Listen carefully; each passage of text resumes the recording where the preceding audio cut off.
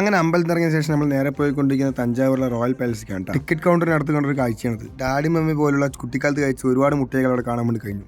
ഈ കാണുന്നതാണ് royal palace. ഇവിടെ കുറേ സഞ്ചാരികൾ ഫോട്ടോ എടുക്കുന്നുണ്ട്. മ്യൂസിയത്തിനകത്ത് കയറുമ്പോൾ കാണുന്ന ആദ്യ കാഴ്ചയാണ്. ഒരു ശില്പം മുൻവശത്ത് തന്നെ ഉണ്ടാവും. ഈ പ്രദേശത്ത് എല്ലായിടത്തും ഇതുപോലുള്ള ശില്പങ്ങൾ കാണാൻ വേണ്ടി കഴിയും. ഈ കാണുന്നതാണ് പാലസിൻ്റെ ഉൾവശം. ഒരു നടപ്പാതയും ഇരുവശങ്ങളിലായി ചെടികളും ഒരു വെള്ള കളർ പെയിൻ്റ് അടിച്ചിട്ടുള്ള ഗോപുരവും. ഈ മ്യൂസിയത്തിനകത്ത് നിരവധി റൂമുകളുണ്ട്. ആ ഓരോ റൂമുകളിനകത്തും ഒറ്റക്കല്ലിൽ കൊത്തിയെടുത്തിട്ടുള്ള നിരവധി ശില്പങ്ങൾ കാണാൻ വേണ്ടി കഴിയും. ഈ കാണുന്ന എല്ലാ ശില്പത്തിനും അതിന് താഴെ അതിൻ്റെ വർഷങ്ങൾ എഴുതി വെച്ചിട്ടുണ്ടാകും. ഏകദേശം 1000 വർഷങ്ങൾ മുമ്പുള്ള ശില്പങ്ങളാണ് അതൊക്കെ. മാത്രമല്ല ഓരോ കാലഘട്ടത്തും ഉപയോഗിച്ചിട്ടുണ്ടായിരുന്ന കറൻസികൾ ഇവിടെ കാണാൻ വേണ്ടി കഴിയും. ഇവിടെ എന്നെ അത്ഭുതപ്പെടുത്തിയ കാര്യം എന്താണെന്ന് വെച്ചാൽ വലിയൊരു തിമിംഗലത്തിൻ്റെ അസ്ഥികൂടം ഇവിടെ കാണുന്നുണ്ട്. ഈ അസ്ഥികൂടത്തിന് വർഷങ്ങൾ പഴക്കമുണ്ട്. ചെറിയൊരു ഗുഹ പോലെയാക്കിയിട്ടാണ് ഈ അസ്ഥികൂടം അവിടെ സംരക്ഷിച്ചിരിക്കുന്നത്. പാലസിനകത്ത് കയറി സെക്കൻഡ് ഫ്ലോറിലോട്ട് കടന്നു വെച്ചാൽ ഇതുപോലത്തെ ഒരു ഏരിയ കാണാൻ വേണ്ടി കഴിയും. തഞ്ചാവൂർ എന്ന് പറഞ്ഞാൽ തന്നെ എല്ലാവർക്കും അറിയണത് ഇതുപോലത്തെ തലയാട്ടി ബൊമ്മകളാണ്. ഒരു ബൊമ്മയുടെ വില വരുന്നത് 800 രൂപയാണ്.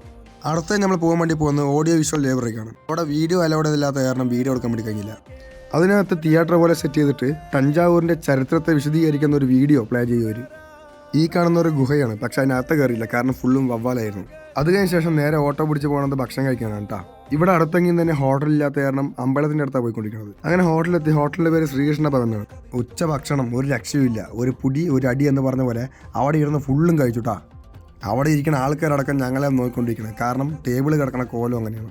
മൂക്കുമുട്ട ഭക്ഷണം കഴിച്ചതിന് ശേഷം ഇനി അടുത്ത് കിടക്കുള്ള സ്ഥലം തപ്പിക്കൊണ്ടിരിക്കുകയാണ്. അങ്ങനെ പോകുന്ന വഴിയിലായിരുന്നു വീണ ഉണ്ടാക്കുന്ന ഒരു സംഭവം കണ്ടത്. ഞമ്മക്ക് നേരെ പോയി അടുത്തുള്ള ഒരു ഗാർഡനിലേക്കാണ് കേട്ടോ. അപ്പോഴാണ് ഞങ്ങൾ ഷൂട്ട് ചെയ്യുന്നൊരു സംഭവം കൊണ്ട് ഇവിടുത്തെ ബുള്ളറ്റ് എന്ന് പറയുന്നത് ചെറുപേരാണ് കേട്ടോ.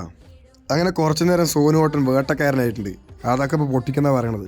അങ്ങനെ നല്ലൊരു സ്ഥലം കണ്ടുപിടിച്ച് കിടന്നുറങ്ങിയിട്ടാ. ശരിക്കും പറഞ്ഞാൽ സിനിമയ്ക്ക് പോകാമെന്ന് വിചാരിച്ച്, പക്ഷേ സമയതുകൊണ്ട് അവിടെ മുന്നാട് കിടന്നുറങ്ങി. ഉറങ്ങിയതിന് ശേഷം പുല്ലിന് വെള്ളം നനയ്ക്കുന്ന പൈപ്പിൽ മോൻ കഴിക്കൊണ്ടിരിക്കാൻ കേട്ടോ. അങ്ങനെ ഒരു ചായയും ചില്ലിയും വാങ്ങിച്ച് കഴിച്ചു. കൂടെ സമൂസ ഉണ്ടായിരുന്നു. അങ്ങനെ രാത്രിയായപ്പോൾ എല്ലാവരും റോസ്റ്റ് വാങ്ങിച്ച് കഴിച്ചിട്ടാ. നമുക്ക് റിട്ടേൺ വരാനുള്ള ബസ് 8:30-ക്കാണ്. അതുകൊണ്ട് തന്നെ ബസ് വെയിറ്റ് ചെയ്ത് നിൽക്കുകയായിരുന്നു.